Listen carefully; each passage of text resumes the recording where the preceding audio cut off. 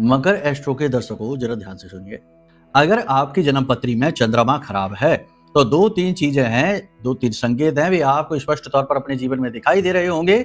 इन्हें जान लीजिए, पहचान लीजिए, फिर चंद्रमा के उपाय हम आपको बताएंगे, वो भी कर लेना, आपका काम हो जाएगा। चंद्रमा की तरफ से आ रहे दुख कष्ट परेशानियां समाप्त होने लगेंगे।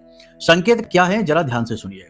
सबसे पहली बात कि वह इंसान जिसका चंद्रमा कुंडली में बहुत खराब है, वह बहुत ज्यादा इमोशनल होगा, ओवर पॉजिटिव होगा चीजों के प्रति। यानी कि वह इंसानों से तो छोड़ो, चीजों से भी अपना दिल लगा लेगा। यानी जो मोटरसाइकिल उसके पास 2 साल रुक जाएगी, उसे बेचने का ही मन नहीं करेगा, उससे भी बातें करेगा, बहुत ज्यादा भावुक हो जाएगा।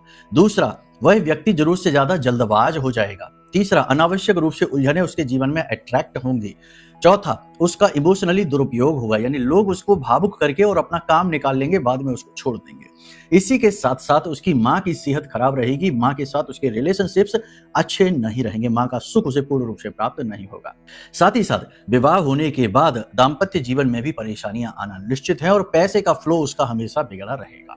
तो अब इनमें से यदि कुछ संकेत है, वैसे तो और भी बहुत सारे संकेत लक्षण हैं, लेकिन इनमें से कुछ संकेत अगर आपको मिलते हैं तो सबसे पहला काम आप ये करिए कि अपनी कुंडली का आकलन करा लीजिए, क्योंकि पता तो चले कि किस प्रकार से चंद्रमा खराब है।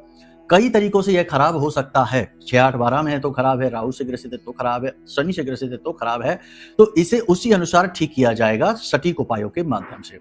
दूसरा कि 2-3 चीजें हैं वो करना शुरू कर दीजिए। पहली चीज कि ध्यान मेडिटेशन करना शुरू करिए। इसी के साथ साथ पानी की बर्बादी नहीं करनी है अपनी तरफ से। घर में टोंटी नल जो टपकते रहते हैं, नए लगवा दीजिए। इसी के साथ साथ माँ और माँ की समान जो उम्र की महिलाएं हैं, उनके पैर छुइए, उनका सम्मान करिए और उनसे कभी अभद्र व्यवहार न करिए। इसी के साथ साथ सबसे महत्वपूर्ण बात है कि कम से कम 21 दिन तक भगवान भोलेनाथ के शिवलिंग पर कच्चा दूध और चावल चढ़ाइए, आपका कल्याण हो जाएगा। प्रेम से बोलिए जय माई की।